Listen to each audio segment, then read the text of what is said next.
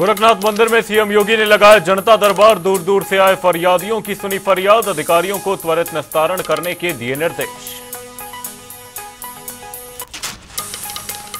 CM योगी के गोरखपुर दौरे का आज दूसरा दिन। जटायु संरक्षण एवं प्रजनन केंद्र का किया उद्घाटन। कहा प्रकृति के साथ जीवों को भी है बचाना।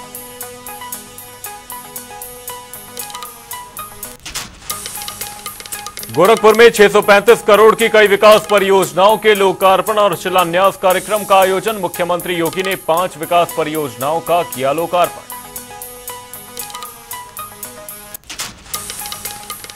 बीजेपी में होगा बड़ा फेरबदल। हार वाली सीटों पर अब बदलेंगे जिलाध्यक्ष। बड़े पैमाने पर संगठन में होगा बदलाव।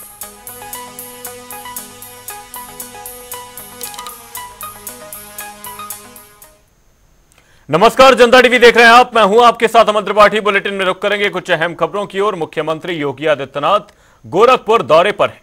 उन्होंने दौरे के दूसरे दिन जटायु संरक्षण एवं प्रजनन केंद्र के परिसर का उद्घाटन किया।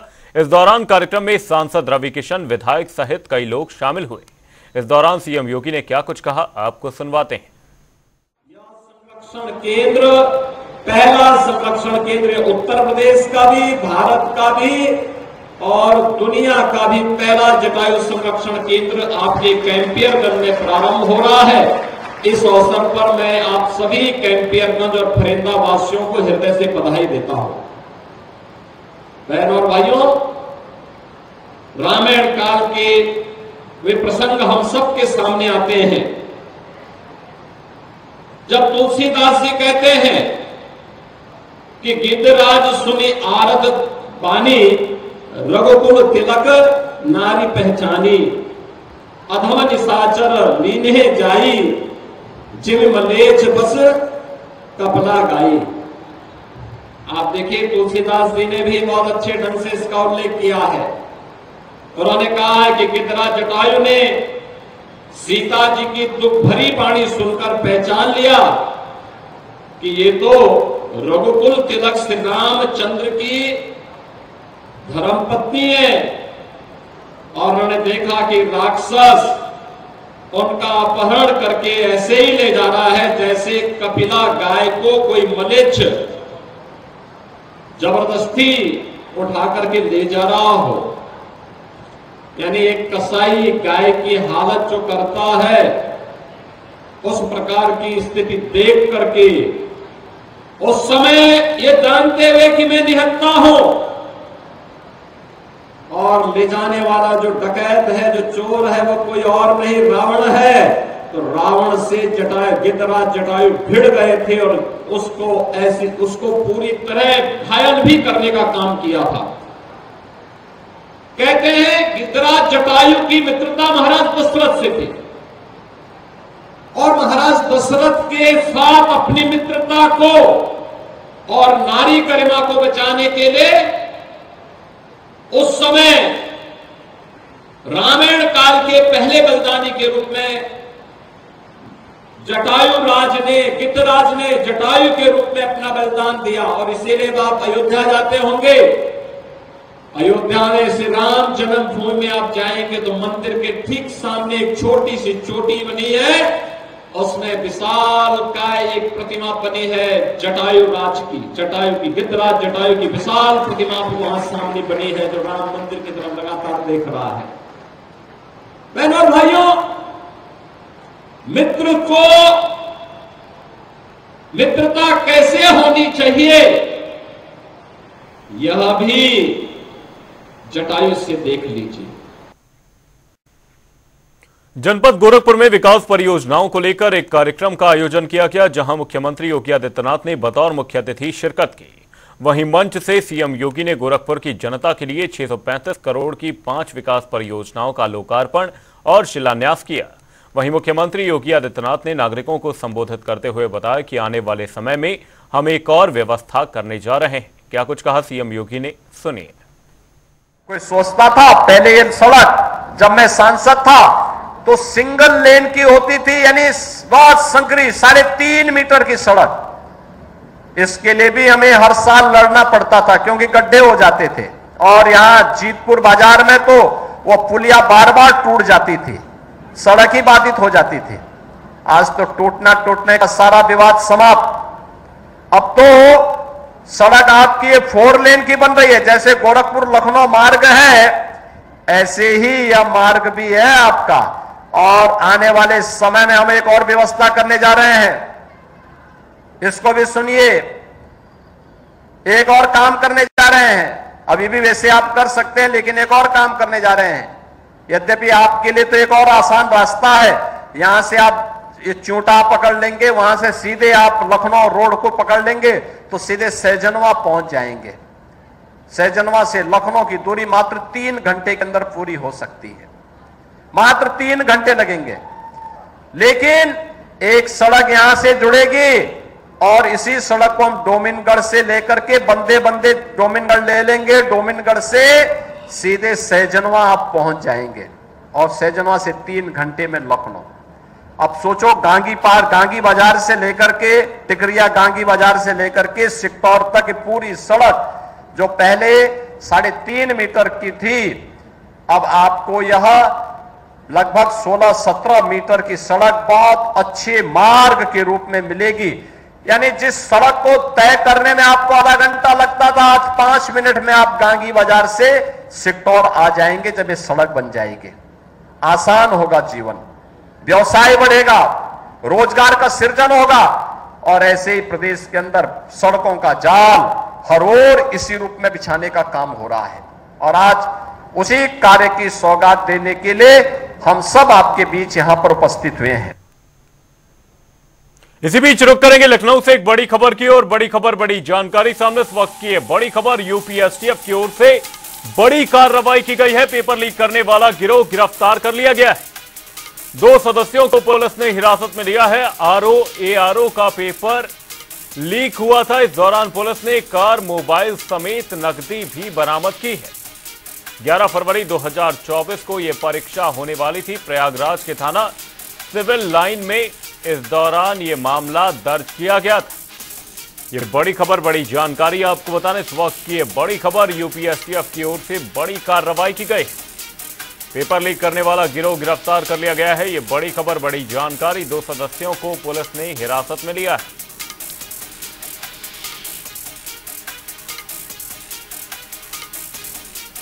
भगवान गणेश के जन्म के रूप में गणेश चतुर्थी मनाई जाती है। हिंदू पंचांग के अनुसार भाद्रपद मास के शुक्ल की चतुर्थी से देश भर में गणेश चतुर्थी पर्व को मनाया जाएगा। गणेश चतुर्थी की शुरुआत 7 सितंबर से होगी, जिसको लेकर लोगों में उत्साह देखा जा रहा है। इसका समापन अनंत चतुर्दशी के दिन 17 सितंबर को होगा। वहीं जनता टीवी से बात करते हुए ज्योतिष आचार्य पंडित शिप्रा सचदेव ने बताया कि बप्पा को घर पर लाते समय किन खास चीजों का ध्यान रखना चाहिए और किस तरह से उनकी पूजा अर्चना करनी चाहिए, क्या शुभ मुहूर्त है। देखिए इस रिपोर्ट में पंडित शिप्रा सचदेव ज्योतिषाचार्य से खास बातचीत। गणेश चतुर्थी है और ऐसे में बप्पा को लाने के लिए हर कोई तैयार है और धूमधाम से उत्तर प्रदेश के प्रयागराज में भी ये उत्सव मनाया जाएगा। और कोई इसको 1 दिन के लिए बप्पा को लाता है तो कोई 10 दिनों के लिए। फिलहाल ये 10 दिनों का महोत्सव होता है और उत्सव में किस तरह की व्यवस्थाएं होती है वो हर एक को मालूम है, मगर बप्पा को लाने के लिए कुछ खास बातों का भी ध्यान रखना चाहिए।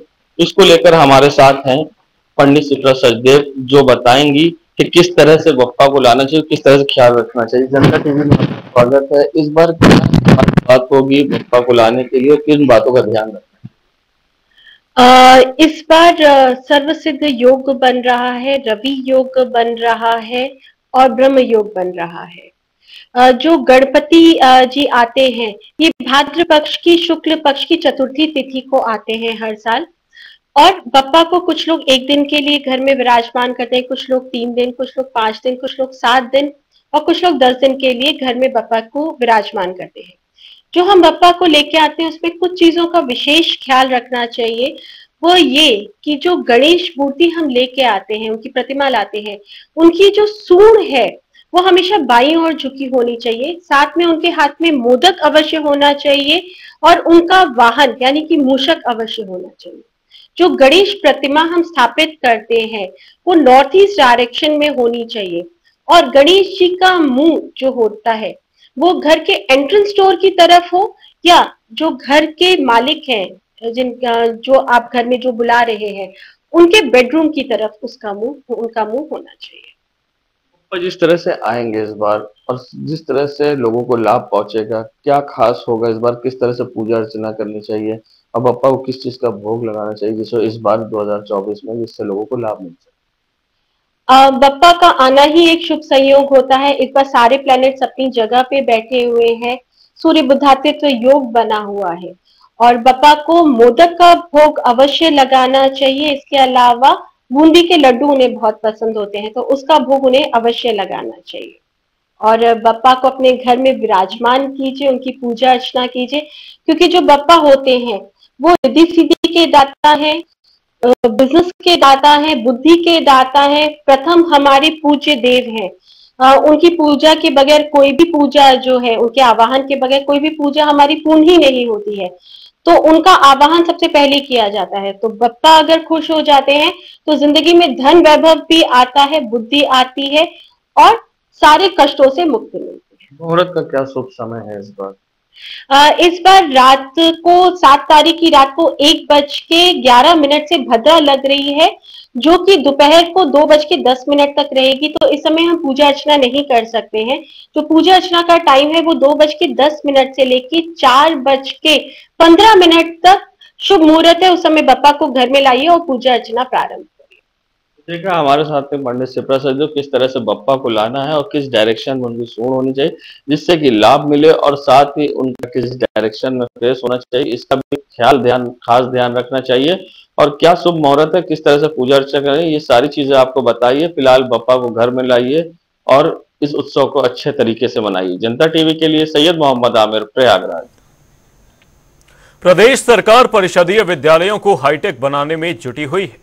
एक तरफ करोड़ों का बजट शिक्षा के लिए दिया जा रहा है और शिक्षा की गुणवत्ता सुधारने के लिए विद्यालय में अच्छे वातावरण देने के लिए तमाम प्रयास किए जा रहे हैं, जिसको लेकर अधिकारियों को विद्यालय गोद दिए गए थे ताकि परिषदीय स्कूलों के हालातों में सुधार आ सके। मगर सरकार के आदेशों को लेकर शिक्षा विभाग पर सवाल खड़े हो रहे हैं। दरअसल कमिश्नर के निर्देश पर विद्यालयों के रखरखाव से लेकर छात्रों को हाईटेक शिक्षा से जोड़ने की जिम्मेदारी संबंधित अधिकारी को दी गई थी। जिला बेसिक शिक्षा अधिकारी के गोद लिए प्राथमिक विद्यालय में बच्चे डर के साए में रह रहे हैं। विद्यालय में खतरनाक जीव जंतुओं का डेरा है, बच्चों में दहशत का माहौल है, जिसको लेकर कोई सुनवाई नहीं हो रही। क्या डर लगता है? पानी कहाँ से लाते? डर से। क्या है वहाँ? बेसपरा। आपको डर लगता है? हाँ। पानी लेके आते हो? क्या? बेसपरा डर लगता है। क्यों? बेसपरा कहाँ से आता है? वहाँ गड्ढा हो रहा है, उसमें घुस जाता है। बेसपरा सांप भी आते हैं? हाँ। तो आप लोग तो पानी घर से यहाँ से नहीं पीते? विद्यालय देखते यहाँ से पूरे में भर जाता है। तो बच्चों कितने बच्चे आपके विद्यालय पर दिए? 25 हैं। BSc तक के लिए तब उन्होंने डाला? BSc 4-5 महीने हो गए। 4-5 महीने। यहाँ पर बच्चों की पीने की पानी की व्यवस्था है, गंदगी का तो सकते हैं, गंदगी पानी। बच्चे वो तो समर लगा हुआ था, सभी स्कूलों में समर लगे हुए हैं, उसी से बच्चे पानी पीते हैं। बच्चों को कहना है उनको डर लगता है। डर तो लगता है, बिस्कपरा और सांप है दोनों उसी कॉर्नर पर, जहाँ मैंने दिखाया भी आपको उस कॉर्नर पर। आपने इसकी शिकायत इनसे की है, प्रधान जी से की है मैंने। आपके खंड शिक्षा अधिकारी या कोई भी जिम्मेदार अधिकारी यहाँ था उनसे की है? हाँ की है। BSc जब आए थे 4-5 महीने पहले तो उन्होंने क्या निरीक्षण किया? निरीक्षण यही जो अपन अभी अपन अंदर जाकर देखे थे, ये सब चीज देखते गए। अगर दीवार कई जगह चटकी हुई है, गड्ढे हो रहे हैं जी, तो बच्चे उनका कहना भी यही है कि हम लोग पानी वानी पीने जाते हैं तो बेसपरा सांप आते हैं, हम डरते हैं। तो क्या व्यवस्थाएं करना सुधार जा रही है या कैसी व्यवस्था है? अगर वो प्रधान जी करवाएंगे उसको, तो मैं तो नहीं कर सकता उसको। तो आपने अपने अधिकारियों को लिखित में दे रखा है मैंने।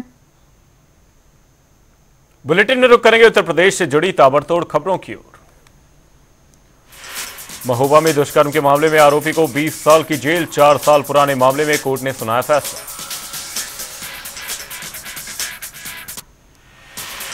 आगरा में पालतू जानवरों के लिए बनाया जाएगा शमशान घाट, निजी कंपनी को दिया गया टेंडर।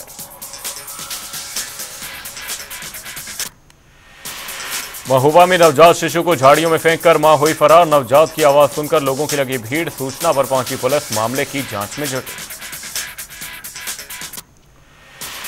सहारनपुर में पुलिस और बदमाशों के बीच मुठभेड़। 2 बदमाशों को लगी गोली। 5 गिरफ्तार। तमंचे आभूषण समेत कार बरामद।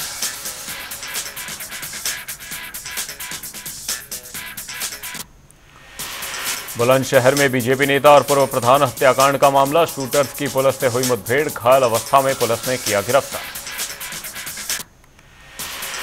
देवरिया में प्रेमी ने की प्रेमिका की हत्या। पुलिस ने आरोपी प्रेमी को किया गिरफ्तार। बागपत में ट्रक अनियंत्रित होकर पेड़ से टकराया। चालक की हुई मौत। परिचालक गंभीर रूप से घायल। पीलीभीत में 4 गौकशों को पुलिस ने किया गिरफ्तार। आगे की कार्रवाई में जुटी पुलिस। सीएम ने गौकशों पर कार्रवाई को लेकर दिए दिशा निर्देश। बागपत में पूर्व राष्ट्रपति परवेज मुशर्रफ की जमीन की हुई नीलामी। करोड़ों की कीमत की लगी बोलियां।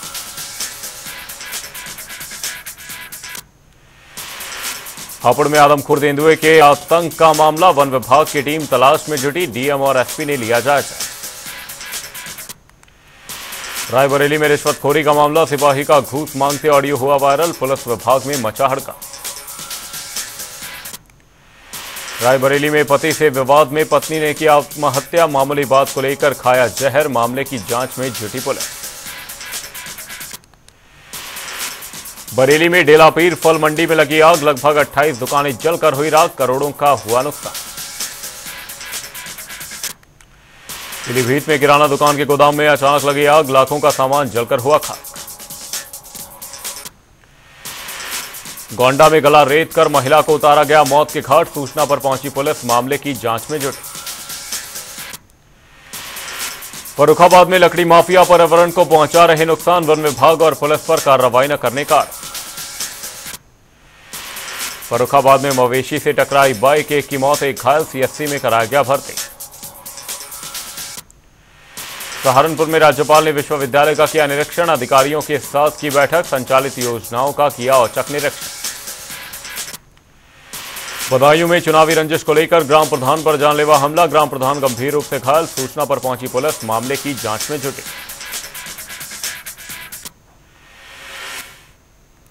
फिलहाल के लिए इस बुलेटिन में सिर्फ इतना। कहीं जाएगा नहीं। जनता डी पर खबरों का सिलसिला रहेगा जारी। तब तक के लिए नमस्कार।